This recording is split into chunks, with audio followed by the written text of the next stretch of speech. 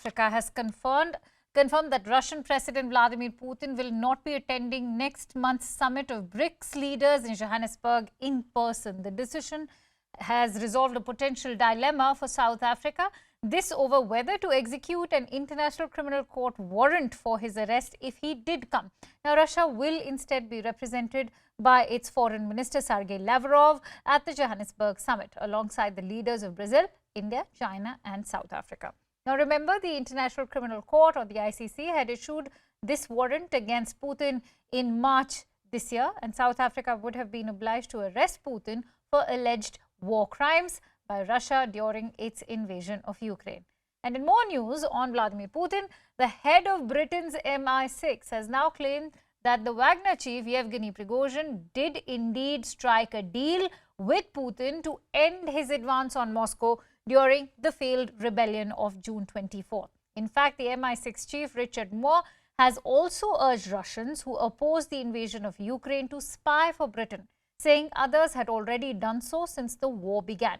Meanwhile, Russia has launched a second night of air attacks on Ukraine's port city of Odessa, as well as raids on the capital of Ukraine, Kiev, while there were also reports of attacks in the Russian-annexed Crimean Peninsula. Remember, 6 weeks since Ukraine launched a counter-offensive in the east and south, Russia is mounting a ground offensive of its own in the northeast. Here are some reactions. Pretoria has gotten a get-out-of-jail-free card. The law was unequivocal, both domestically and internationally, around South Africa's obligations. They would have had to arrest Putin had he arrived. Failure to do so would have landed Pretoria in a whole lot of hot water, not only in terms of the rule of law, but also in terms of the reaction from the business community and the international community. And so this outcome allows the Ramaphosa government to maintain its position as a government that respects the rule of law. The assumption being made is that BRICS, that Russia is kind of holding is a very strong partner in the BRICS. I think that becomes now part of a narrative that's seeking to try and create this kind of conjecture that the BRICS is weakened. The BRICS is going to continue.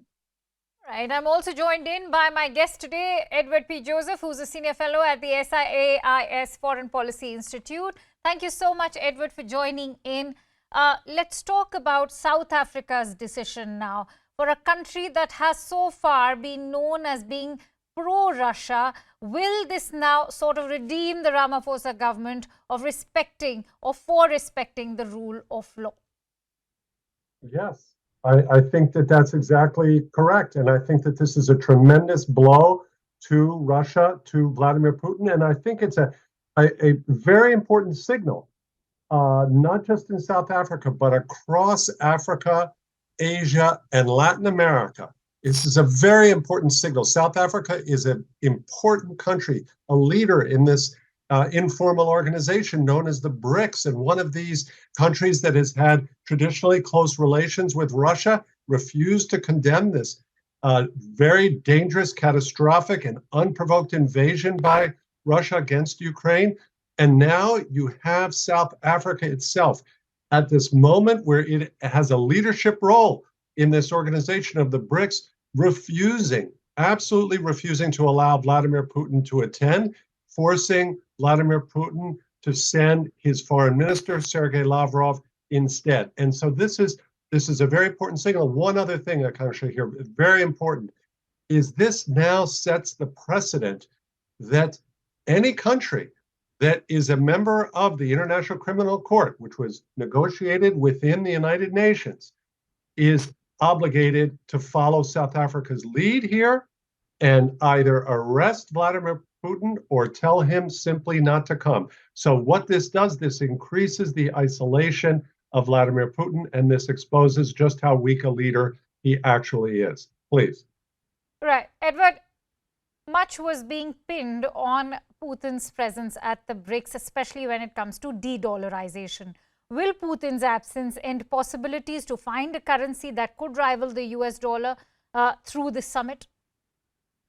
Yes, this damages very much the ambitions for the BRICS summit. You don't have Putin there in person. That presence, that economy, this is unfortunately for the Russian people, this is an economy that is undeveloped, that relies almost entirely on fossil fuels under Putin, who's failed miserably to develop his country's economy.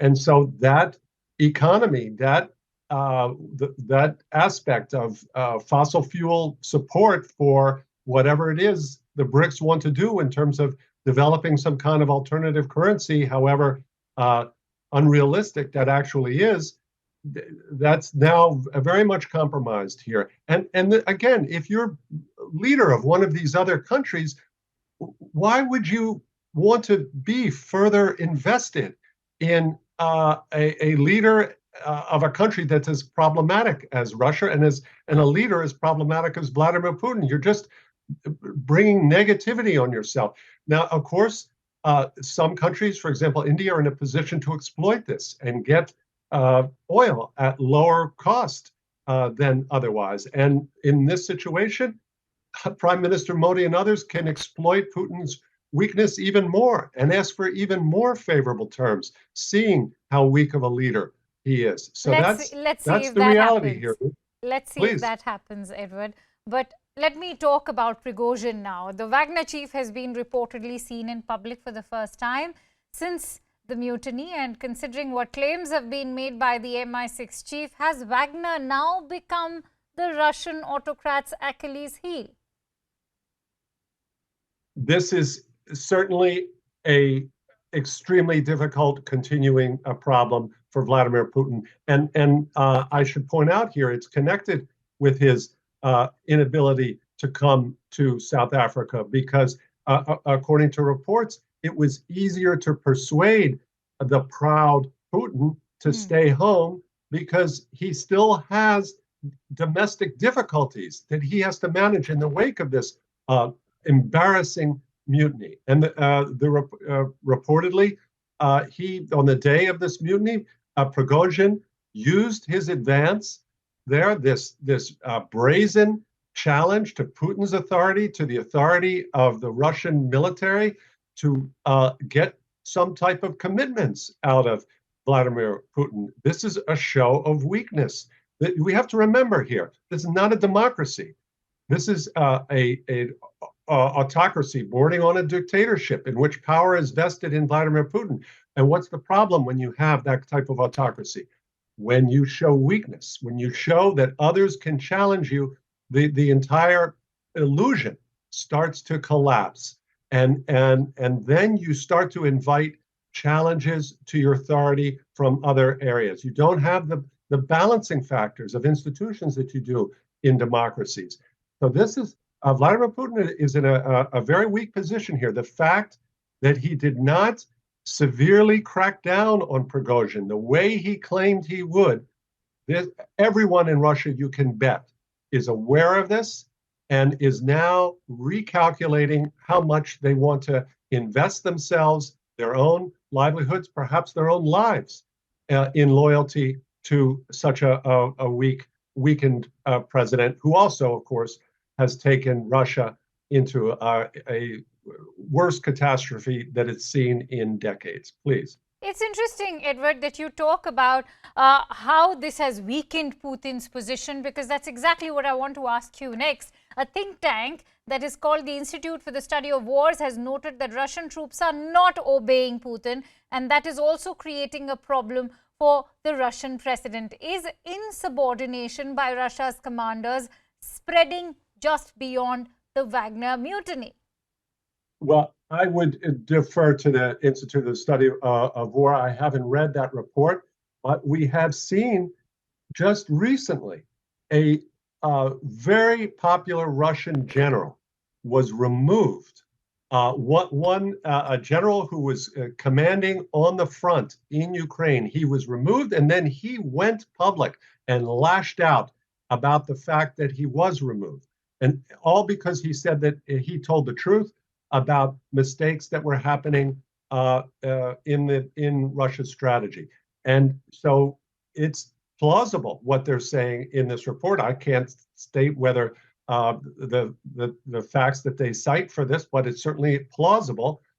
And it is illustration of the disarray within Russia as it attempts to counter the Ukrainian this counteroffensive. Now, we should quickly point out here, in case people say, well, we don't see Ukraine making all this advancing against a defensive line that is dug in, that has had months to put mines, to dig trenches, to create obstacles, makes it very difficult for any infantry force to try to advance. That type of progress, all military experts know, is very difficult and takes time.